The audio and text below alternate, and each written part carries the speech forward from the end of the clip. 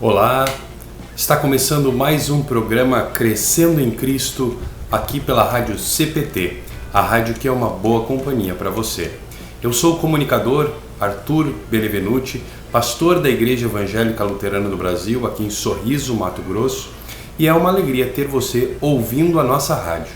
No programa de hoje, vamos estudar o capítulo 8 do Evangelho de Marcos.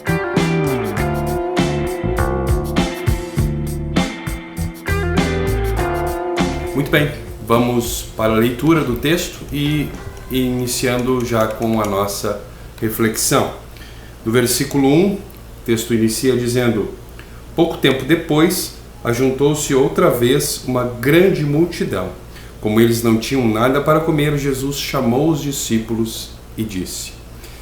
O texto começa com pouco tempo depois, e isso nos faz querer retomar o capítulo anterior, o estudo de ontem, no capítulo 7, e a gente vai ver que ali havia no capítulo 7 conflitos entre Jesus e lideranças judaicas especialmente. Esses conflitos continuam aqui no capítulo 8. E é interessante que no título, as edições da Bíblia vão nos dizer aqui, na nova tradução da linguagem de hoje, Jesus alimenta outra multidão. Quer dizer, esse vai ser o relato, não é, do alimento de Jesus alimentando uma multidão, e não é a primeira vez que ele está fazendo isso. Além disso, eles não tinham nada para comer. Essas pessoas estavam com as suas necessidades básicas que não estavam em dia, não é? Então, Jesus disse para os discípulos, versículo 2: estou com pena dessa gente, porque já faz 3 dias que eles estão comigo e não têm nada para comer. Se eu os mandar para casa com fome, eles vão cair de fraqueza pelo caminho, pois alguns vieram de longe.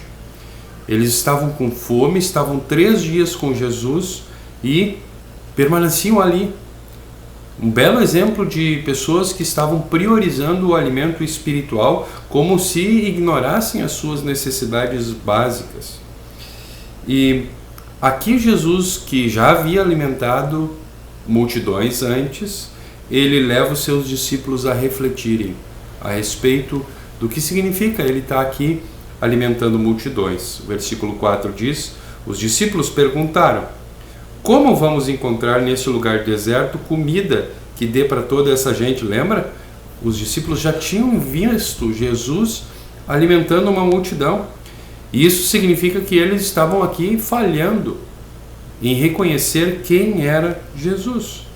Jesus então pergunta para eles: quantos pães vocês têm? E eles respondem: 7. Aí então Jesus mandou o povo sentar-se no chão. Depois pegou os 7 pães, deu graças a Deus, então os partiu e os entregou aos discípulos, e eles distribuíram ao povo. O primeiro destaque é que Jesus manda o povo sentar-se no chão, repousar no chão. Nesse texto, então, nós ouvimos ecos do Salmo 23, do nosso bom pastor, que nos faz descansar em pastos verdes. E nós vemos ecos também a respeito da Santa Ceia, porque os verbos que são usados aqui também são usados no texto da instituição da Santa Ceia. Jesus pega os pães, dá graças a Deus, parte os pães e os entrega aos discípulos. Um outro destaque importante é que Jesus alimenta uma multidão, mas ele não alimenta com a própria mão dele. Ele alimenta por meio dos seus discípulos. O bem que os discípulos de Jesus fazem ao mundo é um bem que o próprio Jesus faz, mas ele faz por meio dos seus discípulos, como acontece aqui. Eles tinham também alguns peixinhos. Jesus deu graças a Deus por eles e mandou que os discípulos os distribuíssem. Então, novamente aqui, Jesus, por meio dos discípulos, alimenta as pessoas com não só uma variedade de comida, com uma segunda variedade também, peixinhos. Versículo 8 diz que todos comeram e ficaram satisfeitos, e os discípulos ainda encheram 7 cestos com os pedaços que sobraram. Todos comeram, não faltou para ninguém, todos ficaram satisfeitos, todos comeram tudo que era necessário para que eles ficassem satisfeitos. E a obra de Jesus de alimentar essa gente, ela vai além do básico. Ela faz com que 7 cestos de pedaços de pães e peixes fossem enchidos depois. Nós poderíamos também nos perguntar por que recolher o que sobra de recurso se nós estamos com um Salvador que não vai deixar faltar os recursos.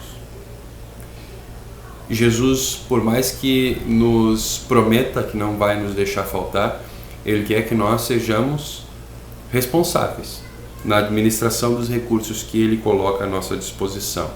E o versículo 9 diz que as pessoas que comeram eram mais ou menos 4.000 pessoas alimentadas por tão pouca comida. Jesus mandou o povo embora. O povo já devia ter ido embora lá no início da história. Agora sim, com a barriga cheia, Jesus fica mais tranquilo para se despedir do povo. E logo depois subiu no barco com os seus discípulos e foi para a região de Dalmanuta. Veja que Jesus está aqui tentando abrir os olhos dos seus discípulos a respeito de quem Ele é. E essa tônica vai permanecer durante todo o capítulo 8. Alguns fariseus, diz o versículo 11, chegaram e começaram a falar com Jesus. Eles queriam conseguir alguma prova contra Ele e, por isso, pediram que Ele fizesse um milagre para mostrar o seu poder, que esse poder vinha mesmo de Deus. Jesus deu um grande suspiro e disse: por que as pessoas de hoje pedem um milagre? Eu afirmo a vocês que isto é verdade. Nenhum milagre será feito para essas pessoas. Então Jesus foi embora. Ele subiu no barco e voltou para o lado leste do lago. Esse pedido aqui de um milagre foi feito numa conversa entre Jesus e os fariseus. E os fariseus, se nós voltarmos lá no capítulo 3, no versículo 6, a gente vai ver que os fariseus já haviam decidido que Jesus tinha que morrer. Por isso, toda e qualquer interação entre Jesus e os fariseus depois daqui é uma interação em que os fariseus demonstram a sua hipocrisia. Eles não estão bem intencionados e Jesus sabe disso. Esses fariseus pediam uma prova de que Jesus era mesmo Filho de Deus, mas queriam usar essa prova contra Jesus, para que conseguissem matar Jesus. Então pediram um milagre, e Jesus não disse que não ia fazer nenhum milagre. Jesus aqui, ele não proporciona nenhuma demonstração desnecessária de poder. Ele usa todo o seu poder a serviço da sua missão, a serviço da salvação da humanidade. E nós percebemos aqui que se os discípulos eram lentos na compreensão de quem era Jesus, a gente também é muito lento para compreender de fato quem é Jesus. E Jesus então continua alimentando o seu povo, os seus discípulos, aqueles que o seguem, com alimento físico, com alimento espiritual, mas encontra também diante de si pessoas com os olhos completamente fechados e não dispostos a abrir os seus olhos, não dispostos a reconhecer quem é Jesus.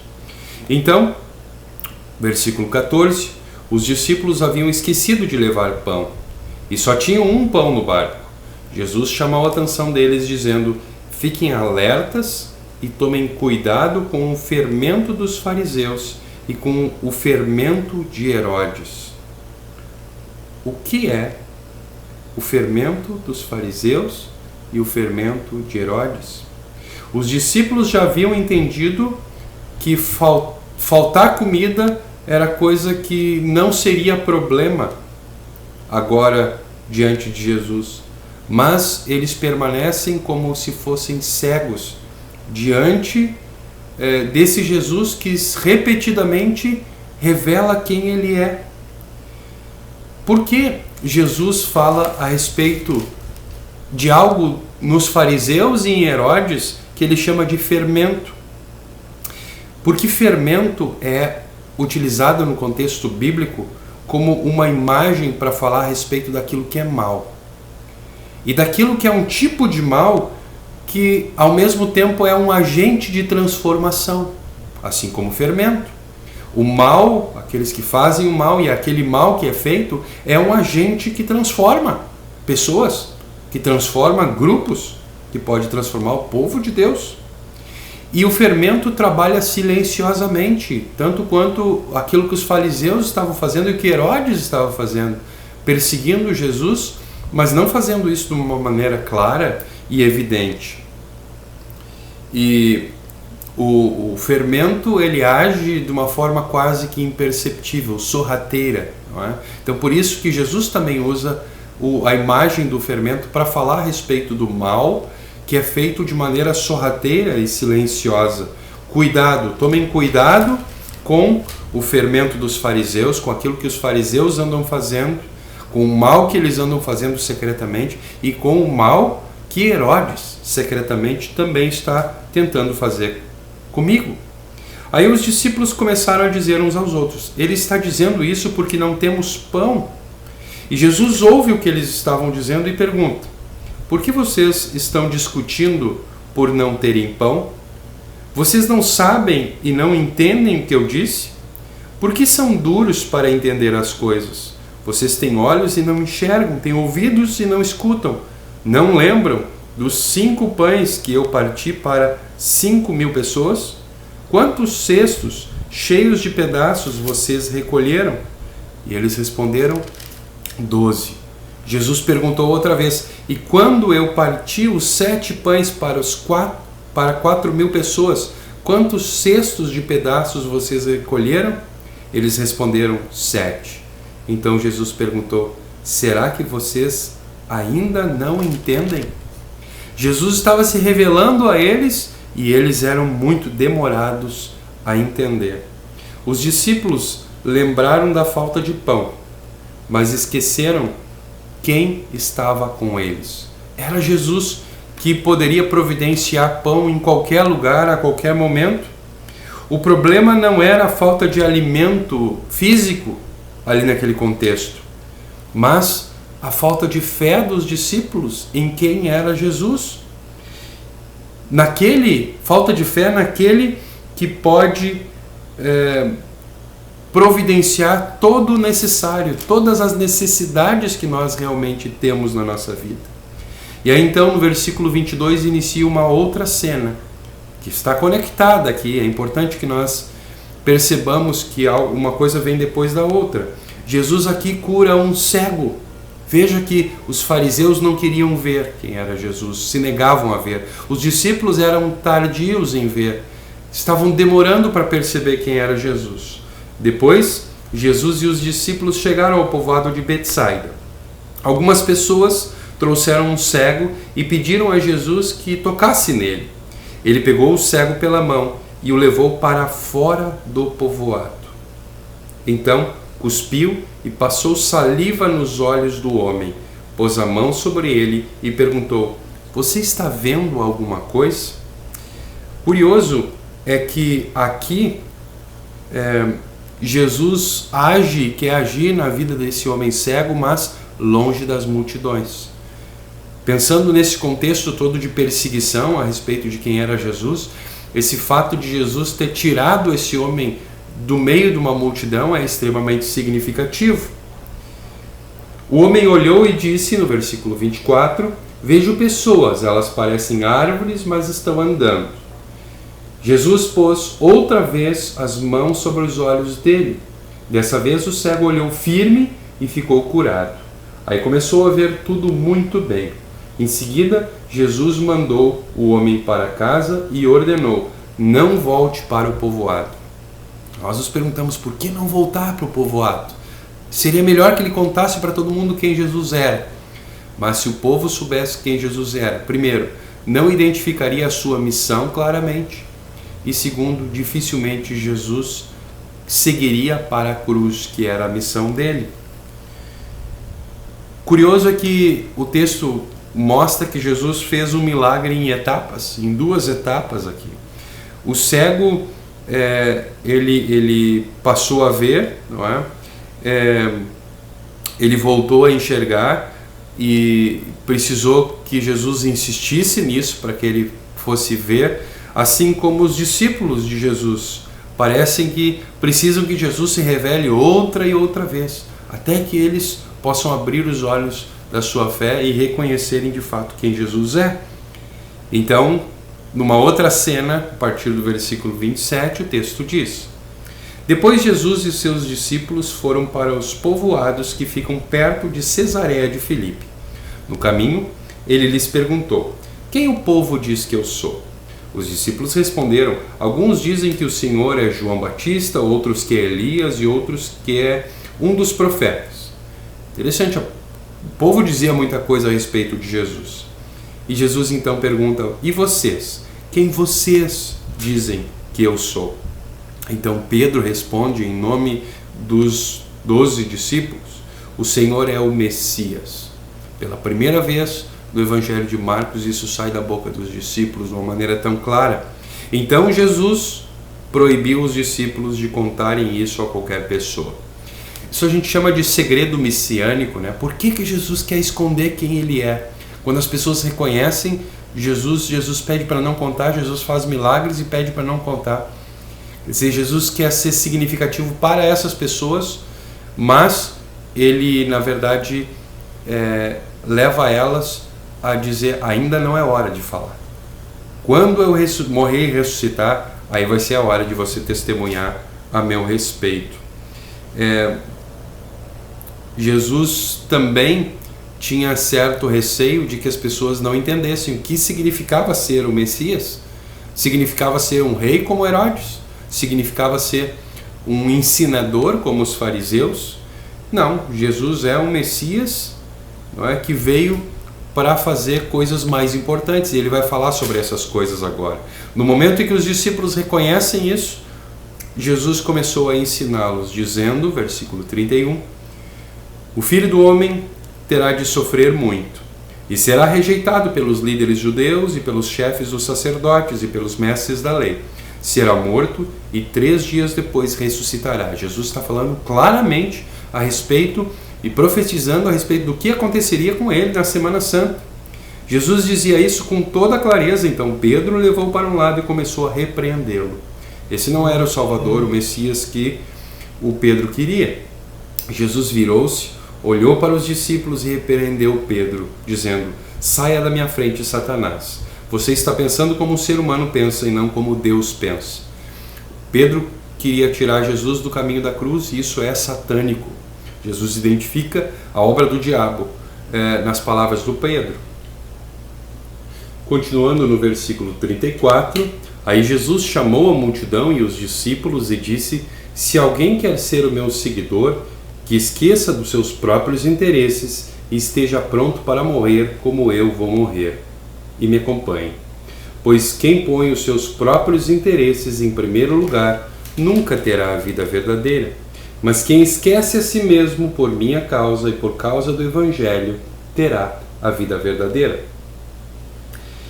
O que adianta alguém ganhar o mundo inteiro, mas perder a vida verdadeira? Pois não há nada que poderá pagar para ter de volta essa vida. Portanto, se nessa época de incredulidade e maldade alguém tiver vergonha de mim e dos meus ensinamentos, então o Filho do Homem, quando vier na glória do seu Pai com os santos anjos, também terá vergonha dessa pessoa. Pois bem, assim termina o capítulo 8 do Evangelho de Marcos, e nesse nosso programa o nosso estudo vai ficando por aqui. Mas não perca a próxima edição, que irá continuar com o texto de Marcos no capítulo 9. Assista a estes e a outros programas em Facebook, www.facebook.com/radiodaielb e youtube.com/radiocpt. Baixe este episódio em www.radiocpt.com.br/podcast. Muito obrigado pela sua audiência e não esqueça de divulgar a programação da Rádio CPT nas suas redes sociais. Foi um prazer ter você estudando a Palavra de Deus e crescendo na fé em Cristo junto com a gente. Que a paz de Jesus esteja com você e com a sua família. Grande abraço, até o próximo programa.